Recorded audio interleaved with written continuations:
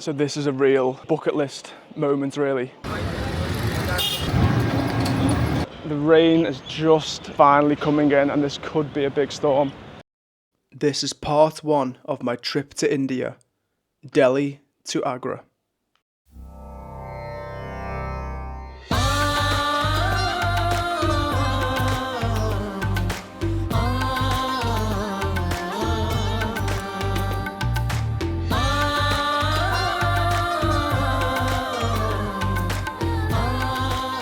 So I'm having my first experience of Delhi and it's pretty chaotic, which is to be expected.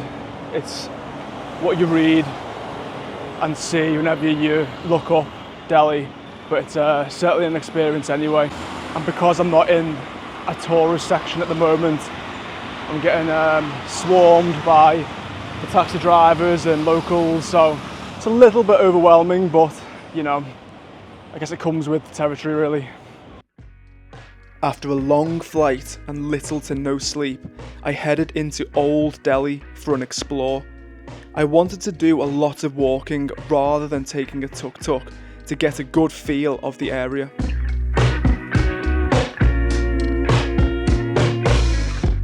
The amount of horns and car noises everywhere, it's unbelievable.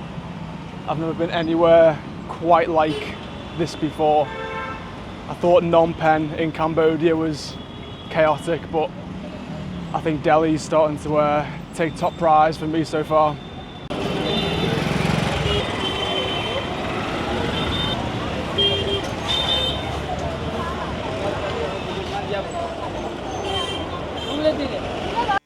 One of the first places I came across in Old Delhi was Jama Masjid, a beautiful mosque.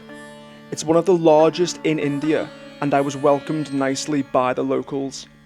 I had to cover my legs with a robe and take off my shoes before I entered. I was instantly asked to take a lot of selfies and photographs, which became a theme of my time in Delhi. After leaving Jama Masjid, I worked my way through a local market before heading back onto the street to the Red Fort. It was once a residence for the Mughal emperors in the 17th century, and now it's a UNESCO World Heritage Site.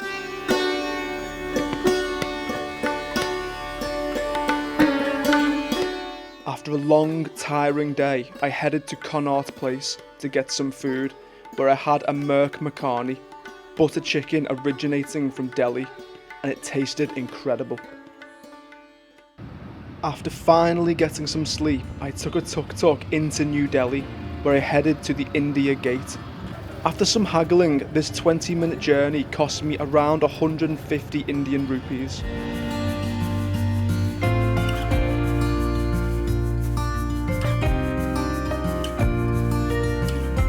This is my second day in Delhi, and today I'm focusing more on New Delhi. Yesterday I was in Old Delhi, and already you can see the huge differences between the two. New Delhi, it's a lot more built up, a lot more calm, and my tuk-tuk driver, who I decided to go with today, he was telling me not to visit Old Delhi because it's too busy and it's dirty, but that wouldn't have put me off anyway, because I think to get a real feel of this ginormous city, you have to go into both. As long as you're open-minded to the whole place, then you'll be absolutely fine. And the weather today is a little more overcast compared to yesterday. It's still very, very warm, still in the very high 30 degrees, pushing 40. But yesterday in Old Delhi, it was pure sun all day, mid 40s, high humidity, so it's a bit more relaxed today in terms of the weather. Right now, I'm by the India Gate, which is a huge war memorial, which you can see just behind me there. And it's linked to a very long road which attaches to the Parliament buildings. It's very busy, lots of locals, and I've actually seen a few fellow foreigners today, so I didn't see a lot of that yesterday in Old Delhi. But like yesterday, I've been asked to get a lot of photographs, a lot of selfies, which for me is obviously quite strange because you don't get that in many other places I've been to so far. When I was in Southeast Asia, I had it a few times in Cambodia and Vietnam, but that was few and far between. But here in India, I've taken I don't know, over 100 selfies and group photos, and it's quite bizarre. But again, I think if you're asked to do that, you've got to be polite because it's something they want, something they're interested in. So I just smile and say of course and chat to them a little bit. And they're always asking me where I'm from. Yesterday they were asking if I was from America quite a lot, and today it's actually been Australia, which maybe is because they're huge cricket fans and the Aussies are very good. So are England as well, but I think they have a good relationship with the Aussies. So yeah, it's quite a funny thing. And it's worth pointing out, they're all extremely polite as well. No one's grabbing or, you know, everyone's asking if they can with as good or little English as they know. Everyone's been very polite, and that's all you can ask for. Again, if they're polite to me, of course, will always be polite back.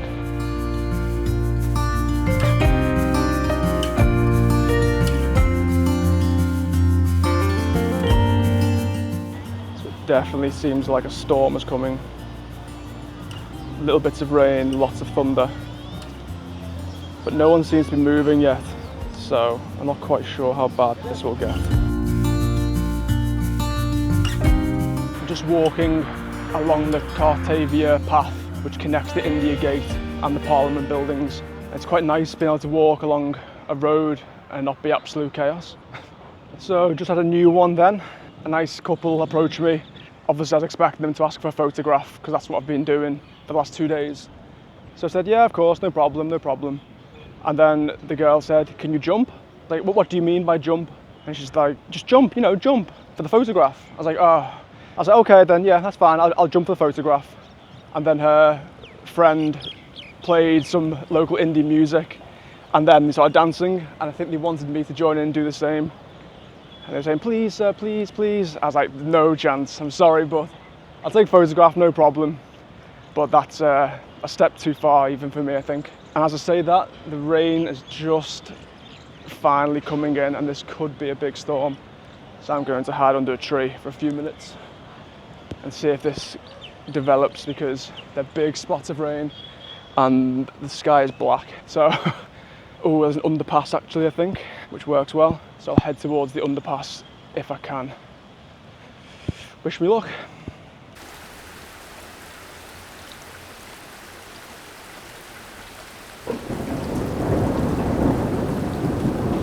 So I came out of the underpass because it stopped raining a little bit and now it's absolutely thrown it down. Yeah, I should have waited 15 more seconds and now under a tree. And looking at the sky, it looks like it might last for a while, but no.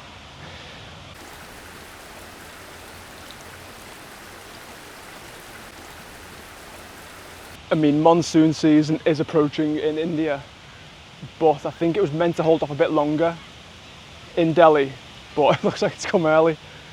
So yeah, I've got no rain clothes, nothing. Well, I'll just hope it's a quick shower and I'll just relax under a tree for a little bit. Oh well, what can you do? I've been thinking quite a bit about who I'm going to draw whilst I'm in India. And when I think of India, I think of cricket, because cricket here, it's everything. It's the biggest sport by far in this country.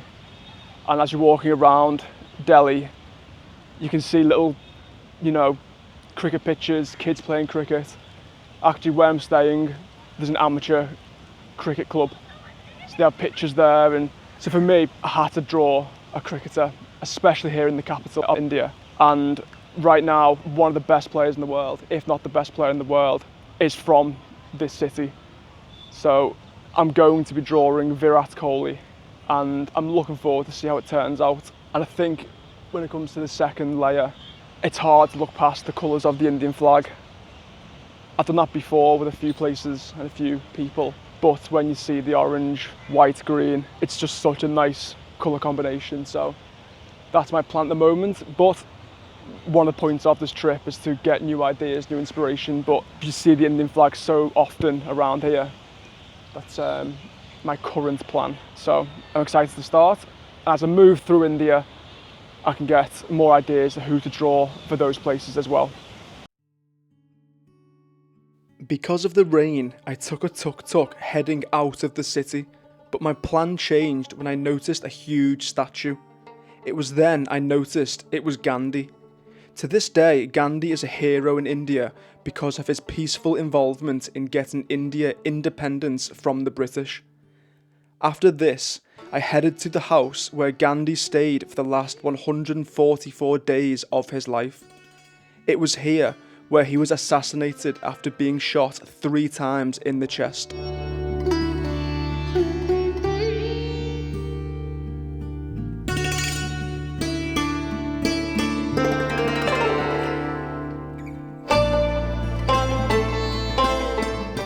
I started to see how much Gandhi still means to India to this day. He's even on their currency.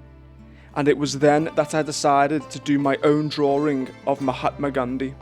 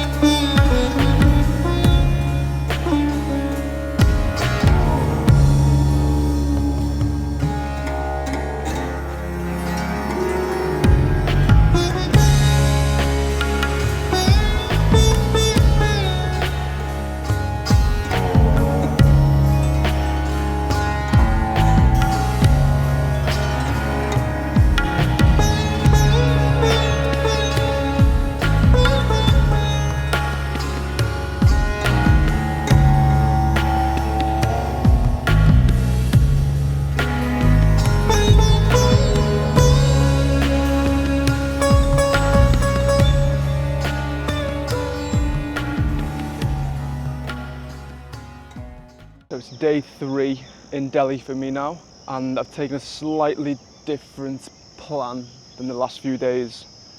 At the moment I'm in the Lohdi Gardens, which is nice and peaceful. All you can hear is bird noise, and from a board I saw before, there's about 12 different types of birds living here, so it's nice and peaceful. But it's more than just gardens. There's lots of monuments and temples within these gardens as well, so that's where I'm heading to now.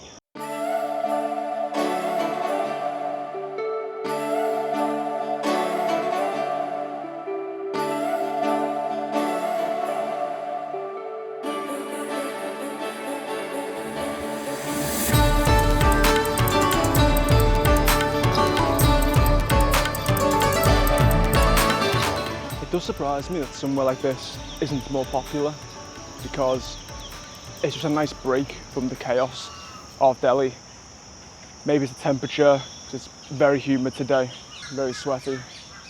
But yeah, there is still some people around, but not as many as I thought there was going to be, so it's quite nice for me.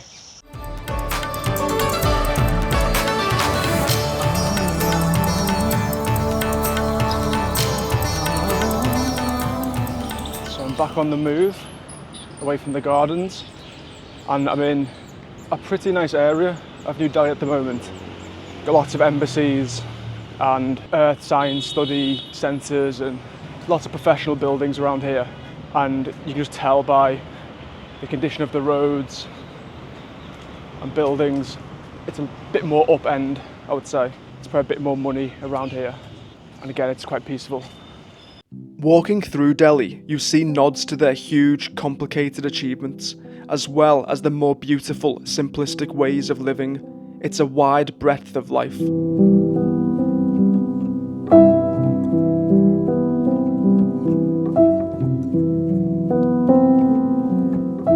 And with that, my stomach was calling again, and I settled down with a mutton Rogan Josh and a beer.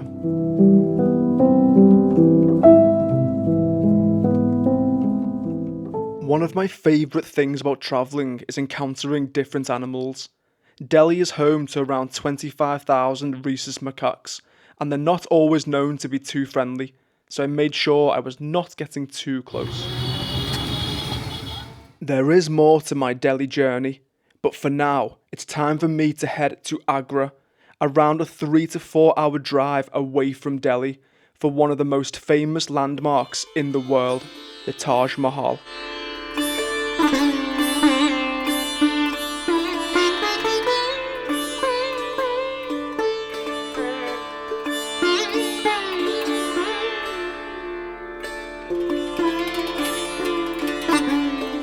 So this is a real bucket list moment, really.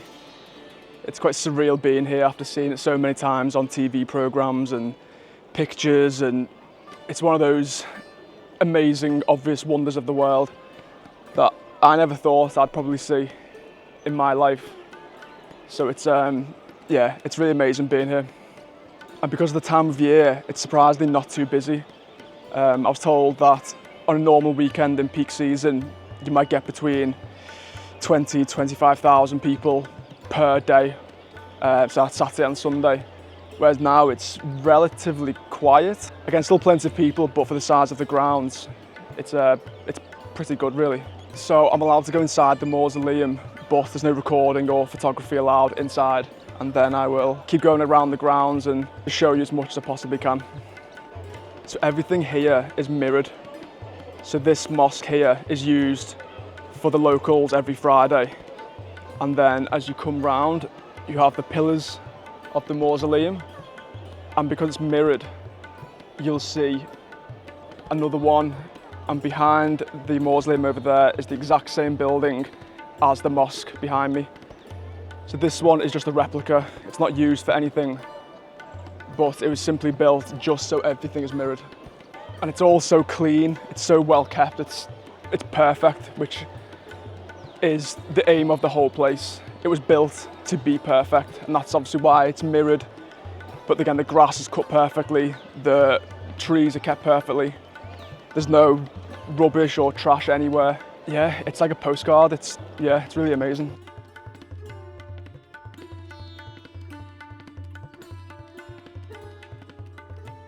So before going in, it tells you, no photography, no recording, stay quiet. But then as soon as you go in, people are trying to record on the phones and then getting shouted at. And then you have the security guards with whistles, people were screaming. So it wasn't quite as atmospheric as I was sort of expecting. but inside it's beautiful. Again, it's the same decoration with the marble and the red flowers. After leaving the Taj, I had a chicken balti masala with some mukvas, a mouth freshener tasting like aniseed, which is also meant to help digestion. The Taj Mahal is all made using the same ancient technique of carving by hand and coloured with semi-precious stones, which was shown to me here.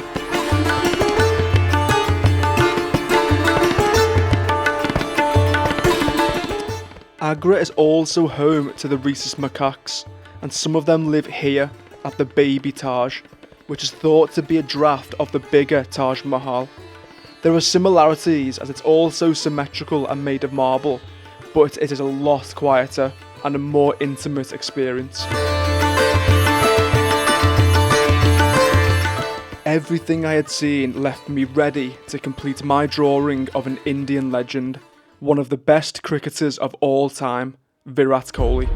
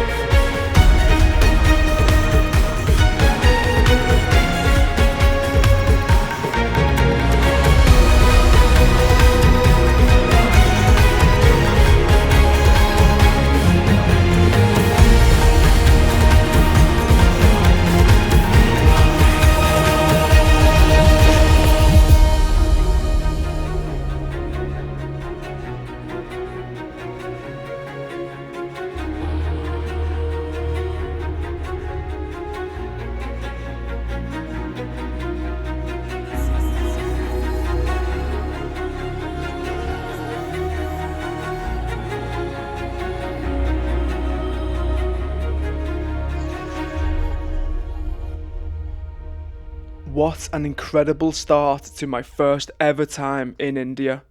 From the chaotic, vibrant old Delhi to travelling into the fresh capital of New Delhi. The local food can't be missed. And this isn't the last of my time in Delhi, so stay tuned. But next time I head to my new destination, Jaipur. Check out some more of my videos. And do me a favour, like the videos, comment and subscribe to the channel.